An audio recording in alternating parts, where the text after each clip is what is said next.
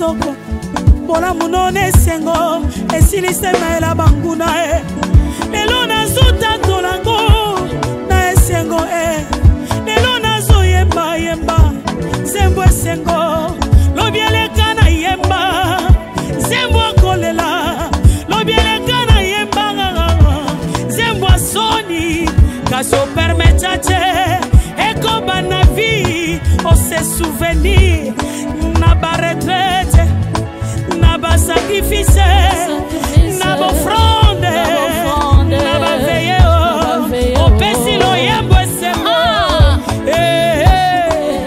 Lo yembo esengo Na yemba O zamalamu Yesu o zamalamu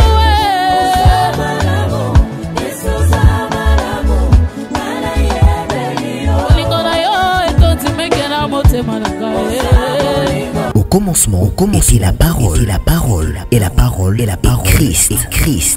Radio, parole vie, la radio qui donne la vie à travers la parole. Mbote shalom bandeko balandi radio parole vie. Bandeko nanga basipi ya mibali. Bebozami na 4 coins du monde. En Amérique, en Asie, en Océanie, tout comme en Afrique. Bien-aimé du Seigneur, Kolo Yesu Christ wa Nazareth, nzambe moko tokateli pongi na butu lelo, asala bino ngolu pe bolamu. Ezanga ndeko na bino, frère na bino, leki, mwana, muninga tope pasteur, héritier bishia mon pasteur Herbie, prédicateur de la bonne nouvelle, mwana tatananga, le révérend évangéliste Jean-Paul Maeta, pasteur de la foi. Bien-aimé na bondelio, partagez lien, partagez Matéa, comment penza pasteur top évangéliste natina, yako panza, ils a la audio, ils a la vidéo, dans les réseaux sociaux nyonso bien aimé du Seigneur, ils a na TikTok, autocoma, Radio Parole Vie, ils a na WhatsApp, ils a na David pour toute télévision, tout na ba chaîne mususu, vous partagez penza ba lien, vous faire abonner pe bando mususu bien aimé du Seigneur, pour permettre à Moussala Oyo et qu'il sous musique pour la gloire de Jésus-Christ de Nazareth. Merci bandeko beaucoup ça Radio Parole Vie Église pour nabino. Tom se paye besoin mise en église mon côté paye wapi Christ a tombo makan qualité ya nzambe moko ya solo pe ya bomo. Merci bandeko nanga to tanga rapidement makomi na nzambe. Dozana épître à Romains chapitre 8 dans premier verset, la Bible dit ceci: il n'y a donc maintenant aucune condamnation pour ceux qui sont en Jésus-Christ. Nabandeli, il n'y a donc maintenant aucune condamnation pour ceux qui sont en Jésus-Christ. Bien-aimé dans le Seigneur, tozo série d'enseignement pe na suka to bondela. Na batango nyoso ndiko nanga mosipi ya mobali. Na sima kolanda enseignement lokola boy. Bien-aimé, kokanga maboko te. Botala na boite na ndok Bible na enseignement oyo. Na sima lo sambo bo sambela. Bobondela bien-aimé dans le Seigneur parce que le sambo fongola kanzela et pas une zélezate. Le sambo bien-aimé dans le Seigneur, c'est une capacité spirituelle. Un enfant de Dieu, bien-aimé, pas un état normal, topé état spirituel normal. Bien-aimé, oh yokali lo bananzambe, oh tanga Biblia, pe au bondele. Pe au sambela nzambe. Tika kolo Yesu Christ wa Nazareth, nzambe malamu pe bolingo. Bien-aimé, asimba motema na yo afin que au partager message oyo partout à travers le monde entier afin que bien-aimé dans le Seigneur Christ azala glorifié puis mabota ibana kusambela tope ko kanzambe nanzela ya musala oyo kosala. Bien-aimé tobi mama likamuna biso tozo partager na tonga lelo ezali fini la condamnation. Fini la condamnation. Bien-aimé dans le Seigneur, tes mots sont tellement vastes, mais par la grâce de Dieu, tu peux aller sur mon santo, tu peux définir concept. Tu définir concept. Na ligne de kola nanga penza na bukebi, ndeko nanga mwasi tope ya mobali. Ola nanga penza na bukebi. So simbinga malam ne bandeli. Bien-aimé dans le Seigneur, yaya na bandi molimo au santo oh yeba pe ko révéler yo to pe ko rappeler yo beaucoup de choses ko singeli bien aimé dans le Seigneur au simba na bo mona yo to mona concept na biso to pe na thème na biso zali fini la condamnation bien aimé to zap na ba définition milai to ko pesa te mais to fanda plus na condamnation to bi fini la condamnation to na poussa to mettre fin na condamnation. Toi, on a pour ça mettre fin na yango. Donc, tu as fini la condamnation. C'est que condamnation est ali. C'est qu'il y a la condamnation. Condamnation est ali. La condamnation peut être physique, peut aussi être spirituelle. Mon frère, ma soeur, ils en ont battu belé, abala, na miso battu abala, mais aza condamné na kozanga ban, topé na stérilité. Ils appellent à Batobela Silisa classe. Et cause à la capo, non, mon frère, ma soeur. À Silisa classe, n'a pas pourcentage pas mal âme. Mais on réalise ba condamné na chômage. Valeur à diplôme, ils a kana musala. Mon frère, ma soeur, on réalise moutou azana diplôme. Yaya, tango wana musala, on peut ça même bat oyo. Yaya, bazo tanga posa ko kende encore plus loin. Fini la condamnation. Finir ça tout simplement pour mettre fin à eloko moko songolo. Bien aimé dans le Seigneur, il y a un finir. Bien aimé, c'est quoi la condamnation? Condamnation est outil d'un verbe condamner.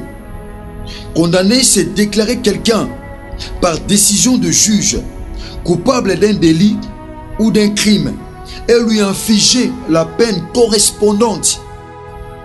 Et zali ko déclarer mutu moko be na décision à juge topé à justice. Justice nde e condamnaka mutu. Il kambusi oyo sali ozoko mériter ozwa peine boye. Mobeko elobi boye par rapport il y a délit au commettre. Par rapport il y a délit au commettre et Seigneur ozwa eloko tel comme peine. C'est ça. Et puis, bah, condamnaka mutu aza coupable. Bien aimé, ça c'est selon la loi. Mon réalisé aujourd'hui. Et zana batu oyo, baza coupable te, bien aimé, mais bazo bikanasi à condamnation. Mutu aza coupable te na mabe o asala, yaya. Aza coupable te na mabe moko songolo o bakanisi asala masala ngote. Mon réalisé tombe so aza condamné. Au sala ma bête pour oser la condamner la situation aux anongo mon frère. Au sala ma bête, tom sous au bala moza condamné na ozanga ban. Tom sous au bota bien aimé au bala au bota moza condamné na mema ka ban na tangu nyoso ba hôpital au memi awa au kenekuna santé et tumbisa kaka. C'est aussi une condamnation. Mon frère ma soeur, au réaliser oza commerçant, topé commerçante. Osaka musala mo songolo moza condamné ya kobambaka mbongo na commerce à tout moment. C'est une condamnation. Tobi condamnation ezani ezali ko déclarer mutu na décision à justice coupable na mabe moko topé na crime moko songolo crime oyo asali bongo ba pesi peine oyo kokokana na mabe oyo asali. C'est ça. Bien aimé Tobi, fini la condamnation. Bien aimé, c'est quoi la condamnation Totoloba? Action de condamner. Action de condamner. Ce jugement qui condamne. Bien aimé, la condamnation, c'est un jugement. Et ça, jugement oyo. Et ça permet de pas payer mutu. Peine moko songolo to pen pakala. Et ça, na batobele bazo bika na si à peine. Il y a de ces couples qui vivent sous bazo bika na si à peine. Et ça na bato bazo bika na si à peine na ba domaine nyonso. Bazo bika na si à peine. Peine moko songolo. O azo comprendre te mais comment est-ce qu'il faut na bika ba peine loko la boy? C'est la condamnation. Tobi la condamnation c'est l'action à condamner. Jugement qui condamne ou par lesquels on est condamné. Bien aimé, Si tu as la vie, non, mon frère, ma soeur, osa condamné dans le domaine ni. Osa condamné dans le domaine ni, mon frère. Bien aimé, l'homme est tripartite. L'homme a l'âme, a l'esprit, a aussi le corps. Na âme, na esprit et fan dans le corps. Et ça, batebele physiquement à libre. Mais spirituellement, aza condamné dans le domaine moko songolo. Ah, ou apôtre Paul, azoté à chrétien romain. Azoté à l'issabango position au bazui. Tant bayambi évangile. Tant bayambi bonne nouvelle. Azoté à l'issabango position au ba kominango. Ndenge ba longwe na ténèbre ba yé na lumière. Azoko rappeler bango position. Parce que peuple azaki na ignorance, ne sachant pas que et Seigneur la longue na condamnation parce qu'il a reçu le message. Le peuple a reçu l'évangile, a reçu le message du salut. Message long la condamnation.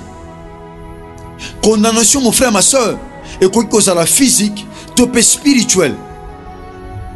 Mais apôtre pourtant aux autres chrétiens romains, à vous rappeler bango position. Mon frère, ma soeur, à vous rappeler bango position. Oh ba kominango, ne bandimeli Christ na vie na bango Seigneur et Sauveur. Mon frère, ma soeur, aux en position mon compte Christ a pesayo. Ou ta mukil o acceptaye, ou ta mukolo o bien aimé dans le Seigneur, o accepter na bon moina yo kolo pe mobikisi. Il y a une position. Position, on est comme un changement, il y a situation. La situation ne peut pas changer. Bien aimé, si ta position n'est pas bonne, si ta position n'est pas encore changée, il faut position, et ça la changer. Pour situation, et ça la peut changer. Il y a de ces gens, ils ont changement à situation. Ils ont changement à situation, mais leur position, bien aimé dans le Seigneur, ils n'ont pas ni devant Dieu, ni devant les hommes. Bien aimé, si Christ a changé situation, ils ont position, bien aimé, eux qui sont là, eux qui dans changement, il y a situation. Nous avons la position, nous avons aussi la situation. Mais retenez ceci, bien aimé, notre position peut aussi influencer notre situation. Position ya mutu influence la situation. Et ça batobele situation est douloureuse, situation est difficile, situation est pénible suite à position. Apôtre Paul azotali sa ba chrétien romain la position au bazui. Abisi bango awa boyambi évangile. Retenez ceci. Mutu ayekati na Yesu Masihi à Nazareth. Condamnation spirituelle. Condamnation apôtre Paul azobisa ba Christo awa. Ba chrétien romain. C'était pas une condamnation physique. Nous avons la condamnation physique. Nous avons aussi la condamnation spirituelle.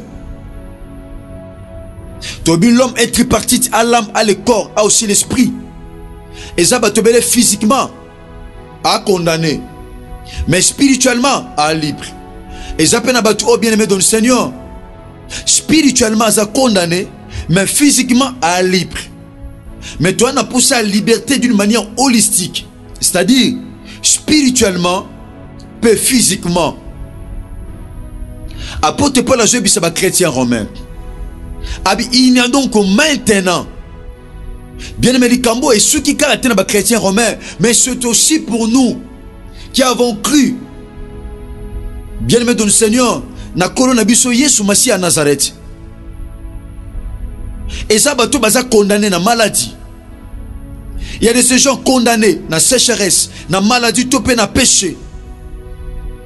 Babi yo nongo zabwe, faut-il qu'à la canne vie à péché. Parce que ce que sambeli malam ou tambuli malam nanzam. Situation qui change. Yango réaliser bando sambe la situation changera. Pourquoi? Parce que ta position. Et je peux s'en dire et même changement dans la situation. Et peut s'en dire changement et quand dans la situation. Bien me réaliser tom so bando sambe la kala mais situation et changé.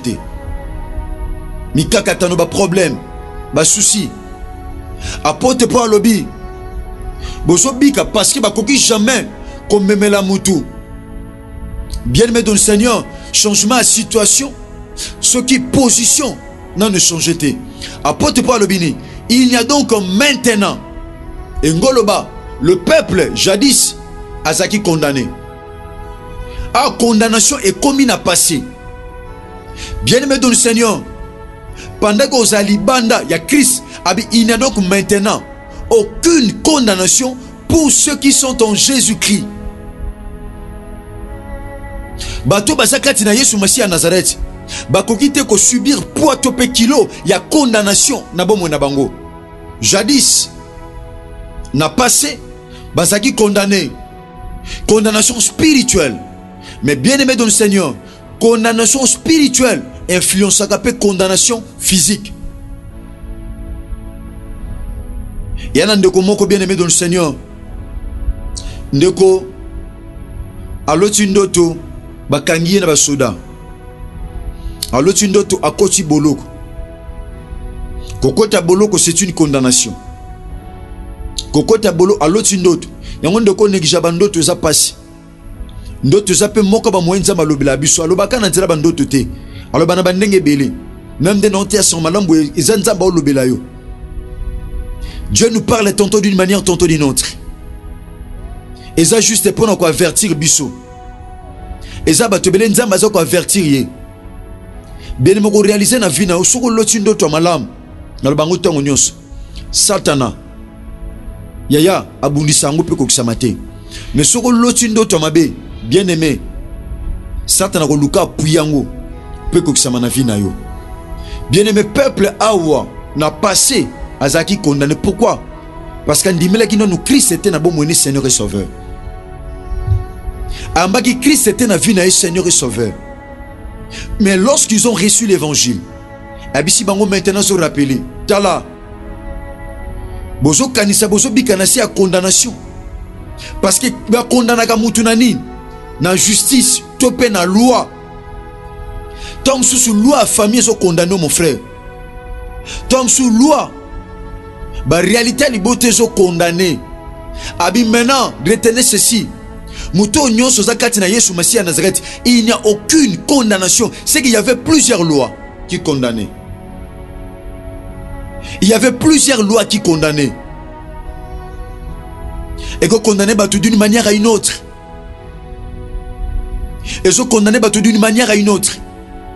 Et ça baza condamné. Yaya na chômage. Et ça baza condamné na péché. Et ça baza condamné. Bien aimé dans le Seigneur. Na otonga topé na ofinga. Et ça baza condamné na sécheresse topé na limitation. Ata bundi na vie. Ata ke wap. Il faut zonga na case de départ. C'est une condamnation. Au réaliser maladie mo tungisa kwa tout moment. Au bunda ka uzwaka soin. Mais ce kei faut zonga. C'est une condamnation. Au réaliser ma fiancée bayaka. Bakendaka bongonde bakendela. Yaya tala vino bien c'est une condamnation. Na musala so baluka batu balongola ba oponaka ayo c'est une condamnation. Boze belé na musala mais ba komi na posa balongola quelques personnels ba ko cibler nde yo. So ba ozala 5 ozana kati. So ba ozala 10 ozana kati. So ba ozala 2 ozana kati, c'est une condamnation. Moza condamné mais oza kati na Yesu Masihi à Nazareth. Ba condamnaka mutu o facilement o ayebi mibe côté. N'engena rappelons mon frère ma soeur, la Bible dit il n'y a donc maintenant aucune condamnation pour ceux qui sont en Jésus-Christ. Soza libanda oza la condamné. Oza condamné na ba souci, oza le condamné na maladie, oza la condamné na ba problème, na mikakatano, na ba nyongo, na kozanga tout et tout. Bien aimé dans le Seigneur. Mais ceux qui osa kati na Yesu Masihi à Nazareth, qui peut te condamner? Bien aimé dans le Seigneur. Dans la vie non bien. Osa condamné na domaine nini? Osa condamné na domaine nini mon frère, ma soeur. Mitala malam. Ya toi na période ya Pâques. Toi na semaine pascale. Nini ezo luke condamné yo. Oyebisa Nzambe Seigneur. Na telle vie nanga malam na comprendre que chômage ezo condamné nga. Na comprendre que Seigneur maladie ezo condamné vie nanga. Na comprendre Seigneur échec ezo condamné nga. Pourquoi ma kamno sans sala ke simba ka ate naza condamné na échec. Pourquoi ba zebi nyoso na zarango sopanaka naza condamné na stérilité. Jamais nako simba mwana. Pourquoi so na sali makamuna mutu gesongelanga kama beta na sali mutu bolam oza condamné na déception. Kola sala bisongolo pe bolam. So Christ a maison te bien aimé dans le Seigneur. Tokuta na lobby. Sambele pe na Nzambe Seigneur. Na okata ba lien à condamnation. Et ko retenir nga captif te pe captive. Na bomo nanga. Nzambe osalongolo. Bonde la bien aimé dans le Seigneur. Tika kole sumasia na zagati Nzambe ya solo pe ya bomoy. Asala binongolo pe bolam bien aimé. Nous se contacter zali plus 243 89 58 45 235. Tika bolingongolo pe bolam ya Christ et bilabino bande konanga basi pe amibali be bozami na 4 points monde topé en direct il y a David pour toute télévision topé ba chaîne Moussous. Tika bolingongolo pe bolam ya Christ et bilabino. Merci, que Jésus-Christ de Nazareth vous bénisse.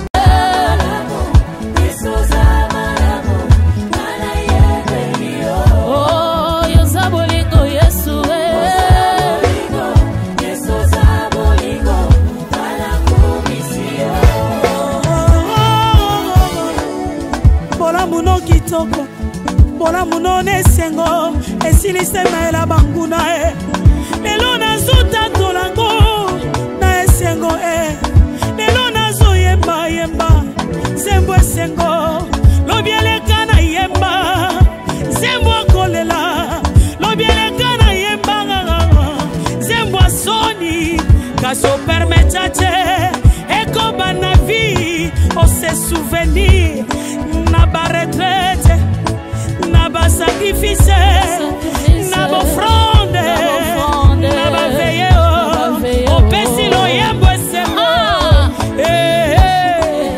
lo yembo esengo na yemba o zamalamu Yesu zamalamu Yesu zamalamu mana yebelio Olikona yo etonzi mekena motema na kae. Au commencement, était la parole, et la parole, Christ, Radio Parole Vie, la radio qui donne la vie à travers la parole.